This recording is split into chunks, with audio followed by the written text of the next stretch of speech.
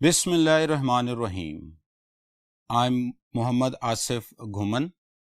Today we are going to discuss anti-test topic agreement mistakes. Let's move to the board. जी dear students, हम अपने subject verb agreement के topic को start करते हैं. इसमें हम सेंटेंस के दो मोस्ट इंपॉर्टेंट पार्ट्स को डिस्कस करेंगे जो कि है सब्जेक्ट और वर्ब. सबसे पहले हम सब्जेक्ट को देखते हैं कि सब्जेक्ट क्या होता है. सब्जेक्ट एक ऐसे पार्ट ऑफ सेंटेंस को कहते हैं जो इंडिकेट करता है कि व्हाट इट इज अबाउट, कि ये किस चीज से मुताल्लिक है. और सेकंड ये हमें ये बताता है कि who and what performs an action, कि कौन और क्या चीज कोई एक्शन परफॉर्म कर रही है. तो ऐसे पार्ट ऑफ सेंटेंस को हम सब्जेक्ट कहते हैं. नंबर 2 हम देखते हैं कि जो सब्जेक्ट की टाइप्स कितनी होती है. सब्जेक्ट की 2 टाइप्स होती हैं, 3 टाइप्स होती हैं. सब्जेक्ट की 3 टाइप्स होती हैं. First one is simple subject, जिसमें सिर्फ वो किसी नाउन या प्रोनाउन को रेफर करता है. सेकंड कंपाउंड सब्जेक्ट, जिसमें वो 2 नाउन्स एंड से ज्वाइन करते हैं. और third one is complete subject, जिसमें कि नाउन के साथ कोई डिटर्मिनर लगा हुआ होता है. देन हम आगे चलते हैं और देखते हैं कि सब्जेक्ट को किसी सेंटेंस से फाइंड आउट कैसे किया जाता है. अब होता यूं है समटाइम्स कि सब्जेक्ट एक जगह पे होता है और वर्ब किसी दूसरी जगह पे प्लेस किया होता है. तो उस सूरत में हमें सब्जेक्ट और वर्ब को के एग्रीमेंट में कुछ डिफिकल्टी आ सकती है. तो उसके लिए हमें सबसे पहले कोई शॉर्टकट, कोई फॉर्मूला हमें तलाश करना होगा, जिससे हमें सेंटेंस को देखते ही पता चल जाए कि ये इसका सब्जेक्ट कौन सा है. तो उसके लिए आप सेंटेंस से 2 क्वेश्चंस पूछें, एक हु का और दूसरा व्हाट का.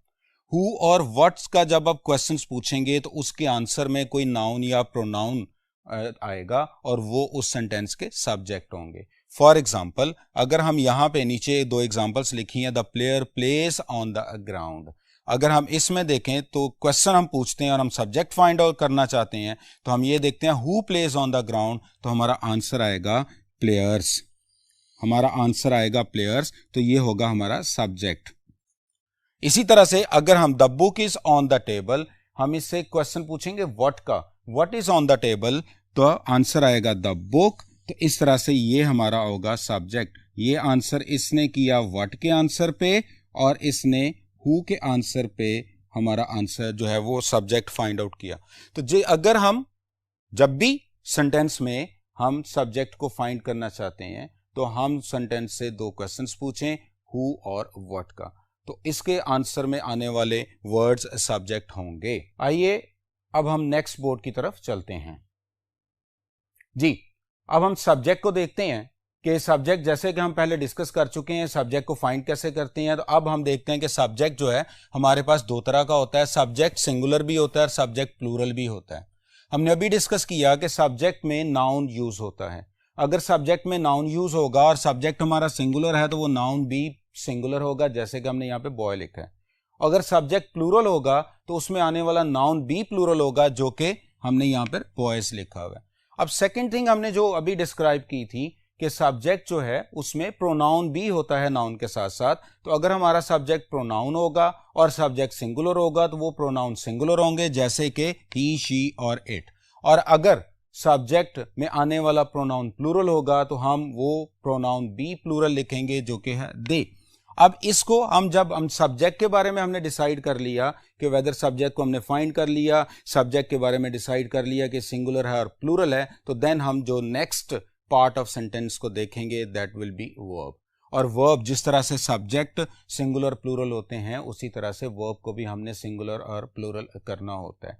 अब वर्ब को हम कैसे सिंगल प्लूरल कर सकते हैं, तो वर्ब की फर्स्ट फॉर्म के साथ एस और ईएस को ऐड किया जाए तो हम उसे सिंगुलर वर्ब कंसीडर करते हैं. और अगर हम विदाउट एस और ईएस फर्स्ट फॉर्म को हम प्लूरल वर्ब की फॉर्म कंसीडर करते हैं. तो अगर हमारा सब्जेक्ट सिंगुलर है तो उसके साथ आने वाली जो फॉर्म ऑफ वर्ब होगी उसके साथ एस और ईएस का इजाफा करके उसको भी सिंगुलर करेंगे. और अगर हमारा सब्जेक्ट प्लूरल है तो उसके साथ हम विदाउट एस और ईएस फर्स्ट फॉर्म यूज करेंगे, जो कि प्लूरल वर्ब होगा. तो सब्जेक्ट सिंगुलर हो तो वर्ब सिंगुलर होना चाहिए, सब्जेक्ट प्लूरल हो तो वर्ब भी प्लूरल होना चाहिए. अब सेकंड थिंग ये है कि सब्जेक्ट सेंटेंस के अंदर जब वर्ब फ्रेज यूज हो तो उसमें हम हेल्पिंग वर्ब को सिंगल प्लूरल करते हैं, न कि वर्ब को प्लूरल करते हैं। तो इसी तरह से जब हमारे पास सेंटेंस के अंदर हेल्पिंग वर्ब होता है तो फिर हम हेल्पिंग वर्ब को सिंगुलर और प्लूरल करेंगे। जैसे कि अगर सब्जेक्ट हमारा सिंगुलर है तो हमारा जो हेल्पिंग वर्ब होगा वो is, boy is, boy was, boy has. और इसी तरह से अगर सब्जेक्ट सिंगल प्लूरल होगा तो हमारे वर्ब, हेल्पिंग वर्ब में आने वाला जो वर्ड होगा वो भी, हेल्पिंग वर्ब भी जो हमारा होगा वो प्लूरल होगा, जैसे आर, वर और हैव। और इन दोनों का आपस में एग्री करना लाजमी है, इसी को हम सब्जेक्ट वर्ब अग्रीमेंट कहते हैं। अब देखिए कि इसमें हम देखते हैं number system of noun and pronoun. Noun और प्रोनाउन का नंबर सिस्टम हम यहाँ पे समझने की कोशिश करते हैं कि नंबर में ये दोनों एग्री करने चाहिए। नाउन के साथ एस और ई एस ऐड किया जाए तो वो प्लूरल होता है, वर्ब के साथ एस और ई एस ऐड किया जाए तो वो सिंगुलर होता है। यहाँ पे एक और कॉन्सेप्ट समझना ज़रूरी है जिसको हम सिंगल एस कॉन्सेप्ट कहते हैं, जो कि नाउन और वर्ब चूंकि दोनों के साथ एस लगता है, इसलिए अगर तो आप नाउन के साथ एस लगाते हैं तो फिर हम वर्ब के साथ एस नहीं लगा सकते, क्योंकि नाउन को एस लगाने से नाउन प्लूरल होगा तो वर्ब विदाउट एस प्लूरल होता है। इसलिए तो आपने एग्रीमेंट रूल के मुताबिक हम नाउन और वर्ब को same plural to plural, singular to singular रखते हैं। इसी तरह से अगर हम वर्ब के साथ एस ऐड करते हैं तो फिर हम नाउन के साथ एस ऐड नहीं करेंगे, क्योंकि नाउन विदाउट एस सिंगुलर होता है और वर्ब एस लेकर सिंगुलर होता है।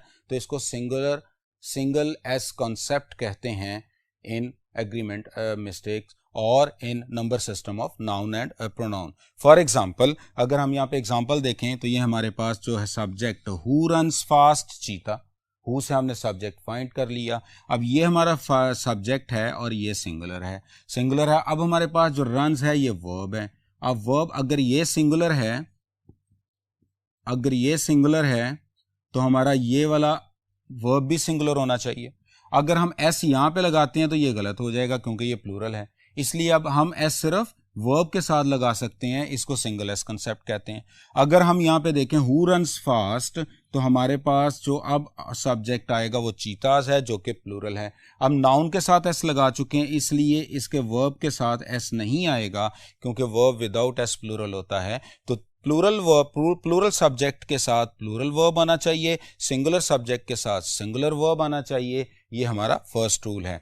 अगर सब्जेक्ट हमारा सिंगुलर है तो वर्ब सिंगुलर होना चाहिए, अगर सब्जेक्ट हमारा प्लूरल है तो वर्ब प्लूरल होना चाहिए, अगर सब्जेक्ट हमारा सिंगुलर है तो हेल्पिंग वर्ब सिंगुलर होना चाहिए, और अगर सब्जेक्ट हमारा प्लूरल है तो हेल्पिंग वर्ब प्लूरल होना चाहिए। अब हम नेक्स्ट बोर्ड की तरफ मूव करते हैं। जी स्टूडेंट्स, यहां पे हम देखते हैं कंपाउंड सब्जेक्ट वर्ब अग्रीमेंट। सबसे पहले हम कंपाउंड सब्जेक्ट को समझने की कोशिश करते हैं और वर्ड कंपाउंड को समझने की कोशिश करते हैं। ऐसा वर्ड जो दो वर्ड से मिलके या ज्यादा वर्ड से मिलकर बने उसे हम कंपाउंड सब्जेक्ट कहते हैं, कंपाउंड वर्ड कहते हैं। जैसे कि हम अगर अपने इस एग्जाम्पल को देखते हैं, the ranger and the camper. अब एक नाउन हमारे पास आ गया रेंजर, दूसरा नाउन आ गया कैंपर। ये दो नाउन्स हमने एंड से ज्वाइन किए तो ये हमारा कंपाउंड वर्ड बन गया। और चूंकि ये सब्जेक्ट ऑफ द सेंटेंस है, जैसे फॉर एग्जांपल हमने पीछे हमने डिस्कस किया था, पहले हम डिस्कस कर चुके हैं सब्जेक्ट को फाइंड कैसे करना है। तो हम ये देखते हैं कि हु सी द बेयर, तो the ranger and the camper. इस तरह से हमारा सब्जेक्ट जो है वो दो नाउन्स पर कंसिस्ट कर रहा है और दोनों नाउन एंड से ज्वाइन कर रहे हैं, तो इसलिए इसको हम कहेंगे दिस इज कंपाउंड सब्जेक्ट। और अगर कंपाउंड सब्जेक्ट दो डिफरेंट पर्सन्स को रेफर करे तो उसका जो वर्ब होता है वो प्लूरल होता है। जैसे कि यहाँ पे सी है और आपको पता है कि एस और ई एस के बगैर जो नाउन आता है वो प्लूरल, जो वर्ब आता है वो प्लूरल होता है। तो सी यहाँ पे प्लूरल वर्ब है। तो कंपाउंड सब्जेक्ट जब भी आएगा तो उसका वर्ब प्लूरल हो जाएगा। For example noun and noun, ये हमारा कंपाउंड सब्जेक्ट हो गया। This is our compound subject. और अगर दो नाउन एंड से ज्वाइन करें तो जो वर्ब है वो प्लूरल होता है, तो वर्ब उसका प्लूरल होता है। जैसे कि हम पिछली एग्जांपल में देख चुके हैं, the ranger and the camper see the bear. तो अब रेंजर एंड कैंपर ये हमारा कंपाउंड सब्जेक्ट हो गया और दो नाउन एंड से ज्वाइन कर रहे हैं, दो डिफरेंट पर्सन्स को रेफर कर रहे हैं, इसलिए इसका वर्ब सी प्लूरल है। इसी तरह से देखें द गोल्ड सिल्वर, दो nouns, noun and noun, and से ज्वाइन किया।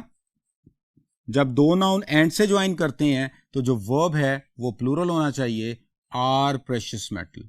तो इसलिए ये हमारा कंपाउंड सब्जेक्ट था और इसमें आने वाला जो वर्ब है वो प्लूरल होगा, gold and silver are precious metal. अब हम यहां पे एक एमसीक्यू को डिस्कस करते हैं। जैसे she and her friend, she and her friend is eight the fair, she and her friend is eight the fair. इसमें अगर हम देखें तो हमने ए बी सी और D, alpha beta Charlie delta में से हमने वो पॉइंट स्पॉट करना है जहां पे एरर है। तो अब यहां पे हम देखते हैं कि एंड से हमारे दो नाउन्स ज्वाइन कर रहे हैं, तो ये हमारा कंपाउंड सब्जेक्ट हुआ।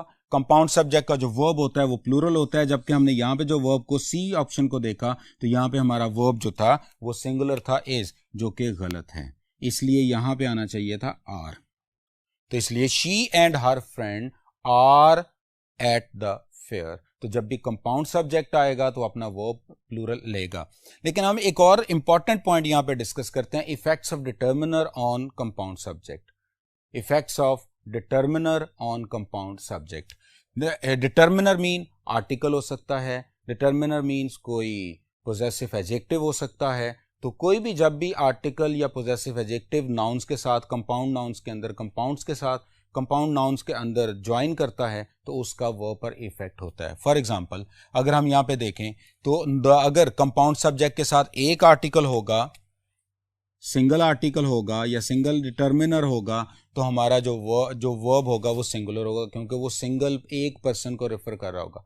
The principal and administrator, the principal, principal से पहले हमने आर्टिकल द लगा दिया, एडमिनिस्ट्रेटर से पहले हमने आर्टिकल नहीं लगाया, तो इसलिए अब ये सिंगल पर्सन है, वही वो पर्सन ही एक ही पर्सन है और वो पर्सन से प्रिंसिपल भी है, वो एडमिनिस्ट्रेटर भी है।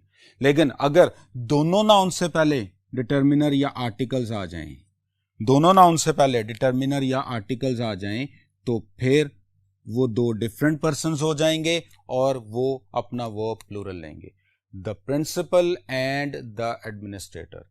अब ये आर्टिकल दोनों के साथ ऐड किया, अब प्रिंसिपल एक पर्सन है, एडमिनिस्ट्रेटर दूसरा पर्सन है, इसलिए अब यहाँ पे ये प्लूरल हो गया और अब यहाँ पे हम प्लूरल वर्ब इसके साथ ऐड करेंगे। तो determiner determines the person, if there is one determiner तो एक पर्सन होगा, if there are two determiners तो दो पर्सन्स होंगे। इस तरीके से हम डिटर्मिनर्स को कंपाउंड सब्जेक्ट के साथ ऐड करके हम अपने वर्ब को सिंगल और प्लूरल कर सकते हैं।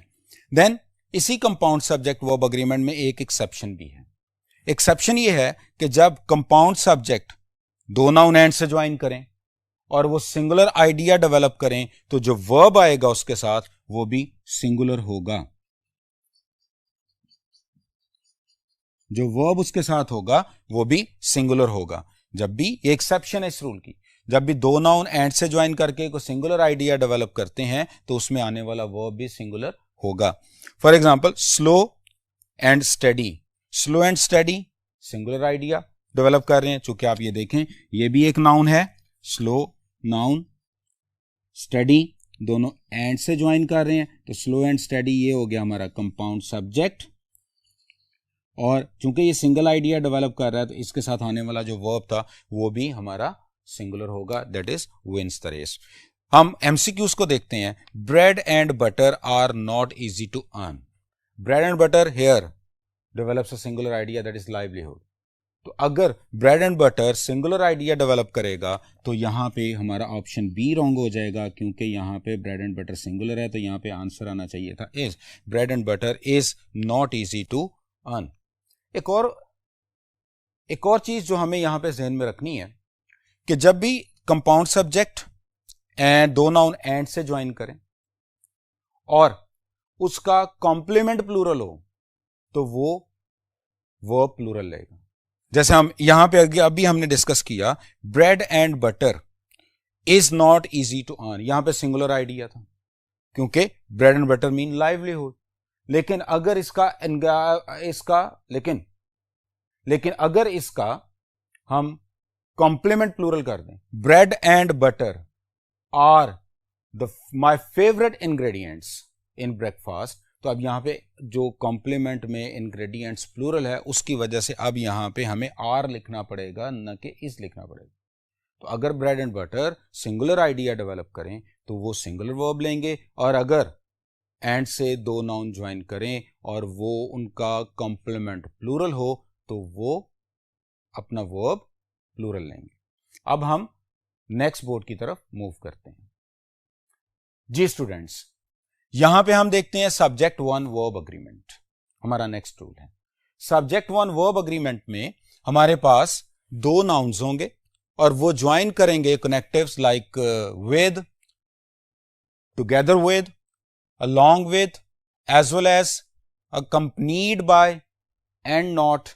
इनसे जब दो नाउन ज्वाइन करें तो हमने जो सब्जेक्ट वन के लिहाज से अपने वर्ब को प्लेस करना होगा।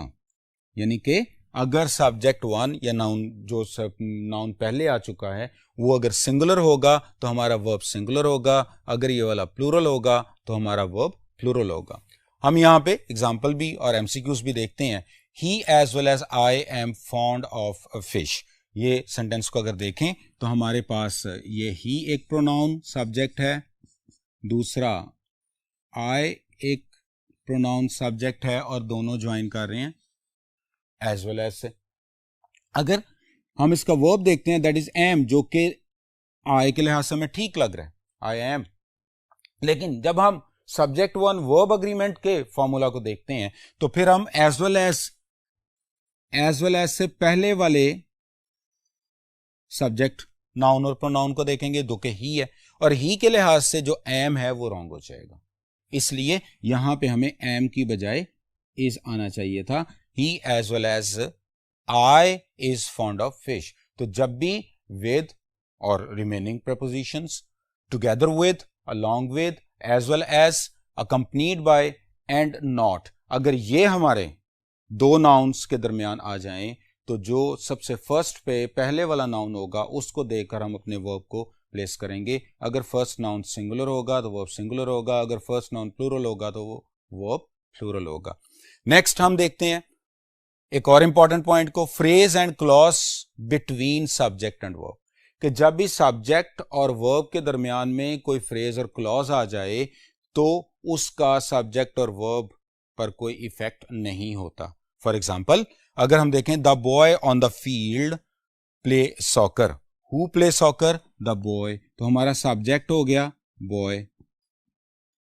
व्हाट प्लेज, प्ले सॉकर, तो प्ले हमारा जो है यहां पे वर्ब हो गया। तो प्लेस हमारा यहां पे वर्ब हो गया। अब देखिए बॉय सिंगुलर था तो वर्ब सिंगुलर होना चाहिए, इसके साथ ऐसा आएगा, the boy on the field plays soccer. Number one, boy singular तो वर्ब सिंगुलर, इसलिए इसके साथ एस और इसके साथ एस नहीं, जो कि हमने सिंगल एस कॉन्सेप्ट में हमने देखा था, या नाउन के साथ एस लगा लें या वर्ब के साथ। तो चूंकि हमारा जो सब्जेक्ट सिंगुलर था, नाउन सिंगुलर था, नाउन के साथ एस नहीं था, तो अब ये सिंगुलर था तो हम वर्ब को सिंगुलर करेंगे जो कि एस के साथ है, तो प्लेस आ गया। नंबर टू हम देखते हैं जो अभी हमने डिस्कस किया कि फ्रेज एंड क्लॉज बिटवीन, तो ये ऑन द फील्ड जो है ये हमारे पास फ्रेज आ गया। अब इस फ्रेज का सब्जेक्ट और वर्ब पर कोई भी इफेक्ट नहीं होगा, सब्जेक्ट और वर्ब ने अब एग्री करना है। Singular subject take singular verb, plural subject takes plural verb, तो ये हमारे पास इसका एक कॉन्सेप्ट था। नेक्स्ट हम देखते हैं जी indefinite pronoun verb agreement. Indefinite pronoun को हम तीन कैटेगरीज में डिवाइड करते हैं। ये निमोनिक्स है जो हम जिसके थ्रू हम पूरा इंडेफिनेट प्रोनाउन को सीखने की कोशिश करते हैं और उसका वर्ब के साथ जो अग्रीमेंट है उसको भी देखते हैं। तो सबसे पहले हम इंडेफिनेट प्रोनाउन को हम तीन कैटेगरीज में डिवाइड किया। एक है सैनम, SANAM, दूसरा है फैमिली से हम वर्ड्स लेंगे, जैसे फैमिली में फादर होते हैं, मदर हैं, ब्रदर हैं, सिस्टर हैं, अदर हैं, और देन इनो है, इनो का एक एक्रोनिम ले लें, EEENO। अब इससे कुछ वर्ड्स बनते हैं और सारे ये हम इसको इंडेफिनेट प्रोनाउंस में लेते हैं। अब यहां पे देखें, सबसे पहले हम इनो को देखते हैं। E फॉर ईच, सबसे पहले और एक चीज ज़हन में रखिएगा, इनो में आने वाले जितने भी वर्ड्स हैं ये सारे अपने साथ सिंगुलर वर्ब लेते हैं। इन सब का वर्ब जो होता है वो सिंगुलर होता है। इनो में आने वाले तमाम वर्ड्स का वर्ब सिंगुलर होता है। E for each, E for every, E for either, N for neither और ओ फॉर वन। यानी कि अगर हम इनो में जितने भी वर्ड्स एज अ सब्जेक्ट आ जाएं या सब्जेक्ट वर्ड के साथ ज्वाइन करें तो उसका जो वर्ब होगा वो सिंगुलर होगा। E for each, E for every, E for either, N for neither, O for one. जैसे हम एग्जाम्पल देखते हैं, यहां पे एग्जाम्पल को देखिए, ये हमने एक एमसीक्यू इसी तो जो कॉन्सेप्ट का एक एमसीक्यू वहां बनाया। Each member have right to bring a guest. Each member have right to bring a guest. अब सबसे पहले अगर हम इसको देखते हैं तो ये ईच आ गया, इसकी वजह से हम डायरेक्टली वर्ब को देखेंगे क्योंकि ये इनो वाला वर्ड है और वर्ब जो है इनो वाले वर्ड ने वर्ब सिंगुलर लेना है, तो हमारा जो वर्ब वहां पे हैव है जो कि रॉन्ग है। तो इनो वाले वर्ड्स अपने साथ सिंगुलर वर्ब लेते हैं, तो इसलिए ए ऑप्शन हमारी जो है वो यहाँ पे रॉन्ग है और यही हमारा आंसर है। यहाँ पे हैव की बजाय हैज आना चाहिए था। तो each member has right to bring a guest. तो इस तरह से सिंगुलर वर्ब यूज करेंगे इनो में आने वाले तमाम वर्ड्स के साथ। अब सेकंड हम देखते हैं जी सेनम को। सेनम ऐसा वर्ड, सेनम से बनने वाले जितने भी वर्ड्स हैं वो अपने साथ सिंगुलर और प्लूरल वर्ब्स ले सकते हैं। वो डिपेंड करता है कि इसके बाद जो फ्रेज लगा है उसके नाउन पर। अगर इन वर्ड्स के, सेनम वाले वर्ड्स के बाद आने वाला नाउन प्लूरल होगा तो वो प्लूरल होगा। अगर इनके बाद आने वाला वर्ड सिंगुलर होगा, नाउन सिंगुलर होगा, तो वर्ब सिंगुलर होगा। उनमें कौन कौन से वर्ड्स हैं जी? सबसे पहले some, A for any, N for no और none, A for all, M for most. इनके बाद आने वाले नाउन्स को हम चेक करेंगे। अगर इनके बाद आने वाले नाउन्स को चेक करेंगे, अगर ये नाउन सिंगुलर होगा तो वर्ब सिंगुलर होगा, अगर ये नाउन प्लूरल होगा तो वर्ब प्लूरल होगा। तो सेनम अपने बाद आने वाले नाउन को फोकस करता है। अगर सेनम के बाद आने वाला नाउन प्लूरल है तो वो प्लूरल होगा, अगर नाउन सिंगुलर है तो वो सिंगुलर होगा। फॉर एग्जाम्पल हम यहां पे देखते हैं, most of the rules applies to me than to you. Most of the rules applies to me than to you. अब अगर हम यहां पे सेनम का रूल लगाएं तो यहां पे है मोस्ट, और मोस्ट अपने बाद आने वाले नाउन को फॉलो करते हैं। तो अगर हम मोस्ट के बाद जो नाउन है वो है रूल्स, और रूल्स प्लूरल है, तो अब अगर हमारा जो नाउन यहाँ पे प्लूरल है तो वर्ब भी प्लूरल होना चाहिए। तो अप्लाइज रॉन्ग हो गया, यहाँ पे अप्लाइज की बजाय अप्लाई आना चाहिए था, तो ये हमारा आंसर होगा और हम बी ऑप्शन को यहाँ पे टिक करेंगे, बी बबल को फिल करेंगे। तो यहां पे देखिए कि मोस्ट ऑफ द रूल्स, अगर हम कहते हैं मोस्ट ऑफ द रूल, अगर सिंगुलर होता, most of the class is, most of the students are, तो अब मोस्ट सेनम में आता है और सेनम ने अपने बाद आने वाले तमाम नाउन्स को फॉलो करना होता है। अगर नाउन्स प्लूरल होंगे तो वर्ब प्लूरल होगा, अगर नाउन्स सिंगुलर होंगे तो वर्ब सिंगुलर होगा। नेक्स्ट हम देखते हैं जी फैमिली मेंबर्स से जो हमने वर्ड बनाए। सबसे पहले फादर है घर में, फादर, और फादर से हमने वर्ड लिया फ्यू, फादर के एफ से हमने वर्ड बनाया फ्यू, मदर के एम से हमने वर्ड लिया मैनी, ब्रदर के बी से वर्ड लिया बोथ, सिस्टर के एस से हमने वर्ड बनाया सेवरल, और अदर्स ओ से, और अदर्स से हमने ओ लिया और उसे अदर्स। अब फैमिली में आने वाले जितने भी वर्ड्स होंगे वो अपने साथ सारे प्लूरल वर्ब लेंगे। फॉर एग्जाम्पल हम यहां पे देखते हैं, few reads well at such a young age, few reads well at such a young age. अब फ्यू जो है वो हमारे पास फैमिली में, और फैमिली में आने वाले तमाम जो वर्ड्स होते हैं वो अपने साथ प्लूरल वर्ब लेते हैं। तो जब हम इस वर्ड को चेक करते हैं तो फ्यू के बाद जो वर्ब लगा हुआ है वो रीड्स है, और आपको पता है जिस वर्ड के साथ एस लगा होगा वो सिंगुलर होगा, तो इसलिए रीड्स यहाँ पे सिंगुलर है। और हमारा जो आंसर भी ये है, तो हमारा यहाँ पे रीड्स नहीं होना चाहिए था, यहाँ पे हमारे रीड आना चाहिए था। Few read well at such a young age. तो इस तरह से हमने इंडेफिनेट प्रोनाउन वर्ब अग्रीमेंट को भी देखा, जिसमें हमने 3 निमोनिक्स बनाए, और उनके थ्रू कंप्लीट इंडेफिनिट प्रोनाउन को हमने समझा। और वो निमोनिक्स कौन थे? सैनम। सैनम अपने बाद आने वाले नाउन को फॉलो करता है। सैनम में some, any, no and none, all और मोस्ट। इसके बाद नाउन को चेक करें, नाउन प्लूरल है तो वो प्लूरल होगा, नाउन सिंगुलर है तो वो सिंगुलर होगा। देन फैमिली है, फैमिली से बनने वाले तमाम वर्ड्स प्लूरल वर्ब लेते हैं। फिर इनो है और इनो से बनने वाले तमाम वर्ड्स अपने साथ सिंगुलर वर्ब लेते हैं। उम्मीद है डियर स्टूडेंट्स आपको इंडेफिनिट प्रोनाउन का कंसेप्ट समझ आ गया होगा। आइए अब हम बोर्ड को रिमूव करते हैं और अपने लेक्चर को आगे बढ़ाते हैं।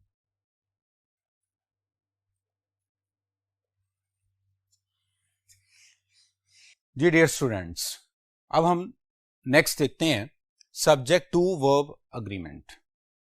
इसको हम नियरेस्ट सब्जेक्ट वर्ब अग्रीमेंट भी कह सकते हैं। इसमें अगर हम देखें कि जब दो नाउन्स और, नॉर, नीदर, नॉर, ईदर और, not only but also say जब दो नाउन ज्वाइन करें तो वो जो नियरेस्ट सब्जेक्ट होगा उसके अकॉर्डिंग लगाया जाएगा, जिसको हम सब्जेक्ट टू भी कहते हैं। बट हम इसको नियरेस्ट सब्जेक्ट वर्ब अग्रीमेंट कहेंगे। अगर ये वाला नाउन सिंगुलर होगा तो वर्ब हमारा सिंगुलर होगा, अगर ये नाउन प्लूरल होगा तो वर्ब हमारा प्लूरल होगा। तो इस तरीके से जब भी और, नॉर, नीदर नॉर, ईदर और, नॉट ओनली बट ऑल्सो दो नाउन्स के दरमियान में आ जाए तो जो वर्ब के नियरेस्ट नाउन होगा आप उसको फॉलो करेंगे। अगर वो नाउन प्लूरल है तो वो प्लूरल कर दीजिएगा, अगर वो नाउन सिंगुलर है तो वो सिंगुलर कर दीजिएगा। For example you and you, for example you nor I am to blame. इस एग्जाम्पल को देखते हैं कि इसमें नॉर ने दो प्रोनाउंस को ज्वाइन किया, वर्ब हमारा एम। अगर हम देखें तो नॉर की वजह से हमारे पास जो सेकंड सब्जेक्ट है वो आई है और वर्ब के नियरेस्ट भी आई है, इसलिए आई एम है। और अगर हम अपने एमसीक्यूज को देखते हैं, एमसीक्यू को देखते हैं, not only her books but also her watch were stolen. अब हमारा वर्ब है वर, डी ऑप्शन वर हमारा वर्ब है। हमने देखना है कि क्या ये वर करेक्ट है या इनकरेक्ट है, तो हमें हेल्प करेगा not only but also. Not only और बट ऑल्सो में हम नियरेस्ट सब्जेक्ट के वर्ब के नियरेस्ट सब्जेक्ट को फॉलो करते हैं और नियरेस्ट सब्जेक्ट है हर वॉच। तो जब हमने वॉच को देखा तो वॉच सिंगुलर थी, वॉच सिंगुलर थी और इसीलिए हमारा जो वर्ब होगा वो भी सिंगुलर होगा। तो हमें यहां पे वर की बजाय वॉज लिखना था। सो इस तरह से हमारा ये सब्जेक्ट टू वर्ब अग्रीमेंट भी कंप्लीट हो गया। नेक्स्ट हम चलते हैं relative pronoun verb agreement. Relative pronoun तीन होते हैं, हु, विच और दैट। हु, विच और दैट से फौरन पहले एक नाउन होगा और उसके बाद वर्ब आएगा। आपने हु, विच और दैट से पहले वाले नाउन को देखना है कि वेदर वो नाउन सिंगुलर है तो वर्ब भी उसके बाद आएगा जो वो सिंगुलर होगा, अगर वो नाउन प्लूरल होगा तो उसके बाद आने वाला नाउन भी वर्ब भी प्लूरल होगा। तो इसी तरह से हु, विच और दैट जो हमारे रिलेटिव प्रोनाउंस हैं उनसे पहले नाउन होगा, वो नाउन अगर प्लूरल होगा तो वो प्लूरल होगा, वो नाउन अगर सिंगुलर हुआ तो वर्ब भी सिंगुलर होगा। For example the boy, who. अब अगर हम देखें इस सेंटेंस के अंदर तो हु जो है ये हमारा रिलेटिव प्रोनाउन है। इससे पहले हमारे पास ये नाउन है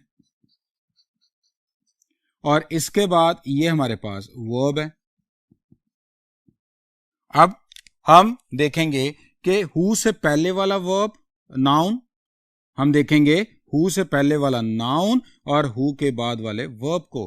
हु से पहले वाला नाउन प्लूरल है बॉयज और हु के बाद वाला वर्ब भी प्लूरल होना चाहिए और ये प्लूरल है आर। तो इस तरह से रिलेटिव प्रोनाउन वर्ब अग्रीमेंट हो गया। इसी तरह से अगर हम ये देखें कि ये हमारा जो एमसीक्यू है इसको देखते हैं, it is I who is helping you. Underline 4 words हैं। इसमें सबसे पहले हम चलते हैं अपने रिलेटिव प्रोनाउन पे, वो है हु से पहले देखें दैट इज आई और हु के बाद वर्ब को देखें दैट इज क्या I इससे मैच करेगा? नहीं, इसलिए यहां पे इस नहीं आना चाहिए, यहां पे am आना चाहिए. It is I who am helping you. तो ये डियर स्टूडेंट्स हमने देखा रिलेटिव प्रोनाउन वर्ब अग्रीमेंट. अब हम नेक्स्ट बोर्ड पे मूव करते हैं. जी डियर स्टूडेंट्स, नेक्स्ट हमारे पास है वन ऑफ वर्ब अग्रीमेंट. अगर वन ऑफ से सेंटेंस स्टार्ट हो और फिर हम उसके जो वर्ब की वेरिएशंस हैं वो देखते हैं. तो हमारे पास ये कुछ स्केच है, वो फॉर्मूला है, उसको देखते हैं कि वन ऑफ के बाद नाउन आएगा और नाउन के बाद वर्ब आएगा. तो सबसे पहले हम ये देखेंगे कि वन ऑफ के बाद जो नाउन आना है वो हमेशा प्लूरल होगा. अगर ज्यादा नाउन होंगे तो उनमें से एक. तो वन ऑफ के बाद जो नाउन होगा that will be always. So one of के बाद जो नाउन होगा वो हमेशा प्लूरल होगा और उसके बाद जो वर्ब होगा वो सिंगुलर होगा. ये हमारे पास वन ऑफ का एक फॉर्मूला आ गया. फॉर एग्जाम्पल अगर हम यहां देखें, ये हो गया जी आपके पास वन ऑफ. वन ऑफ के बाद जो नाउन आएगा वो हमेशा प्लूरल होगा. तो फ्रेंड्स यहां पे प्लूरल है, लेकिन उसके बाद जो वर्ब आना चाहिए वो सिंगुलर होना चाहिए. तो इज यहां पे सिंगुलर. तो इसी तरह से देखा, वन ऑफ के बाद नाउन हमेशा प्लूरल, वर्ब हमेशा singular. This is a formula number one of. Next, लेकिन अगर वन ऑफ के बाद नाउन ऑलवेज प्लूरल, लेकिन उसके बाद अगर आगे कोई रिलेटिव प्रोनाउन लगाओ, मैंने यहां पे हु लिखा है, यहां पे विच भी आ सकता है, दैट भी आ सकता है, एनी रिलेटिव प्रोनाउन, तो उसके बाद आने वाला जो वर्ब होगा वो प्लूरल होगा. वन ऑफ के बाद नाउन प्लूरल और नाउन के बाद अगर हु आ रहा है, विच आ रहा है या दैट आ रहा है तो उसके बाद जो अगला वर्ब होगा वो प्लूरल होगा. For example, he is one of. One of के बाद नाउन प्लूरल और फिर आगे देखें हु आ रहा है. जब वन ऑफ के बाद हु आ जाए तो हु के बाद जो वर्ब होगा दैट मस्ट बी प्लूरल. तो ये प्लूरल वर्ब होना चाहिए. ये इसका वेरिएशन नंबर 2. नेक्स्ट हम देखते हैं कि अगर वन ऑफ से पहले द ओनली आ जाए, वन ऑफ से पहले द ओनली आ जाए तो फिर वन ऑफ के बाद नाउन प्लूरल और नाउन के बाद अगर रिलेटिव प्रोनाउन है तो रिलेटिव प्रोनाउन के जो बाद वर्ब आएगा वो वर्ब सिंगुलर होगा. वन ऑफ के बाद नाउन प्लूरल और हु के बाद वर्ब, लेकिन अगर द ओनली आ रहा है तो फिर हु के बाद वाला वर्ब सिंगुलर होगा. हम इस एग्जांपल में देखते हैं कि हमारे पास ये है one of. This is one of. One of से पहले द ओनली भी लगा हुआ है. अब हम ये देखेंगे कि हु के बाद जो वर्ब होना चाहिए वो सिंगुलर होना चाहिए और यहां पे हमारा ये वर्ब सिंगुलर है. तो इस तरह से हमने 3 वेरिएशंस देखी. नंबर 1, वन ऑफ के बाद noun plural verb singular. Number 2, one of के बाद नाउन प्लूरल और हु के बाद वाला verb plural. Number 3, one of से पहले द ओनली वन लगा हुआ है तो देन फिर हु के बाद जो वर्ब है वो सिंगुलर हो जाएगा. तो इस तरह से वन ऑफ की ये 3 वेरिएशंस बहुत इंपॉर्टेंट है, हमें उसे बड़े केयरफुली करना पड़ेगा. नेक्स्ट हम देखते हैं जी gerund, phrase, clause as a subject. अगर सब्जेक्ट के तौर पे जेरेंड हो, फ्रेज हो, क्लॉज हो, यानी कि जेरेंड, क्लॉज और फ्रेज हमारे सब्जेक्ट के तौर पे आ जाएं तो जो वर्ब होगा या हेल्पिंग वर्ब होगा वो सिंगुलर होगा, वो सिंगुलर होगा. फॉर एग्जाम्पल आप ये देखें, running is fun. What is fun? Running. तो ये हमारा सब्जेक्ट हो गया और सब्जेक्ट ये जेरेंड है तो इसके बाद जो वर्ब आ रहा है वो सिंगुलर है. उसके बाद हम देखते हैं थ्रू द ट्रीज, ये फ्रेज है. थ्रू द ट्रीज ये फ्रेज है और फ्रेज हमारा सब्जेक्ट है तो वर्ब सिंगुलर हो गया. What is the quickest way? Through the trees. तो इस तरह से हमारा अगर फ्रेज एज अ सब्जेक्ट आ जाए तो verb singular, gerund as a subject आ जाए तो वर्ब सिंगुलर. हम एमसीक्यू की तरफ चलते हैं. Playing the piano in front of the crowd cause anxiety. अब अगर आप प्लेइंग से लेके क्राउड तक के इस पार्ट को देखें तो ये फ्रेज है.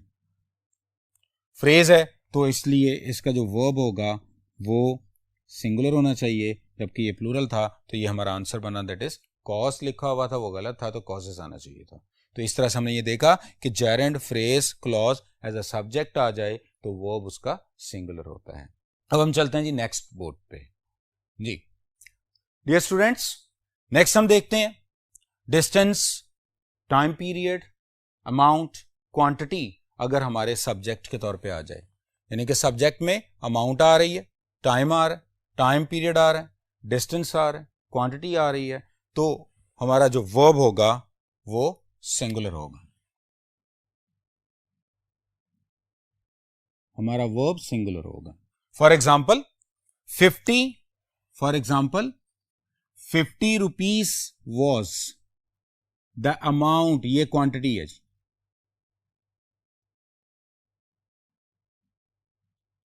ये क्वांटिटी है। For example 50 rupees was the amount, amount यहां पे क्वांटिटी है गिवन टू हर, तो अगर क्वांटिटी हमारे पास एज अ सब्जेक्ट आ जाती है तो वर्ब सिंगुलर होगा। अगर हम अपने एमसीक्यू को देखें, 3 hours are too short a time to जज वंस करेक्टर। अब 3 hour जो है that is a time unit. अगर ये यूनिट के तौर पे आए, अगर amount, time period, distance, quantity अगर यूनिट के तौर पे आए तो वर्ब हमारा सिंगुलर होगा। तो यहां पे ये जो हमारा आर था ये दिस इज रॉन्ग, यहां पे इज आना चाहिए। तो ये हमारा जो पॉइंट था कि distance, time period, amount, quantity अगर यूनिट के तौर पे आती है तो जो हमारा वर्ब होगा वो सिंगुलर होगा। नेक्स्ट हम चलते हैं जी फ्रैक्शन, परसेंटेज अगर सब्जेक्ट के तौर पे आ जाए तो वर्ब का बिहेवियर क्या होगा कि सब्जेक्ट के तौर पे अगर फ्रैक्शन या परसेंटेजेस आ जाएं तो उसके बाद जो नाउन आता है, ये वही रूल है जो हमने स्टेनम में डिस्कस किया कि फ्रैक्शन और परसेंटेज के बाद जो नाउन आता है वो नाउन अगर सिंगुलर होगा तो वर्ब सिंगुलर होगा, वो नाउन अगर प्लूरल है तो वर्ब प्लूरल होगा। For example half of the articles, अब हाफ ऑफ ये हमारे पास फ्रैक्शन है लेकिन इसका नाउन आर्टिकल्स है, इसलिए जब भी फ्रैक्शन के बाद जो नाउन प्लूरल होगा, जो नाउन होगा वो नाउन हमारे वर्ब को डिसाइड करेगा। अब यहाँ पे आर्टिकल प्लूरल था तो आर्टिकल्स की वजह से यहाँ पे आर बिल्कुल करेक्ट है। नेक्स्ट हम अपने एमसीक्यू को देखते हैं। Nearly 60% of the members is in the favour of this policy. Nearly 60% of the members, अब दिस इज परसेंटेज क्वेश्चन और नाउन है मेंबर्स और ये है प्लूरल। अगर ये प्लूरल है तो हमारा वर्ब भी प्लूरल होना चाहिए, जबकि हम देखें तो वर्ब हमारा सिंगुलर था, इसलिए ये रॉन्ग है और ये हमारा आंसर है, तो यहाँ पे आर आएगा। तो इसी तरह से हमने देखा कि फ्रैक्शन और परसेंटेज आ जाएं तो बिल्कुल सनम के रूल को फॉलो करते हुए इसके बाद आने वाले नाउन को देखते हैं। नाउन अगर प्लूरल होगा तो वो प्लूरल कर दीजिएगा, नाउन सिंगुलर होगा तो वो सिंगुलर कर दीजिएगा। ओके जी, अब हम चलते हैं नेक्स्ट बोर्ड की तरफ। जी dear students, expression number of और इसका वर्ब पर इफेक्ट देखते हैं।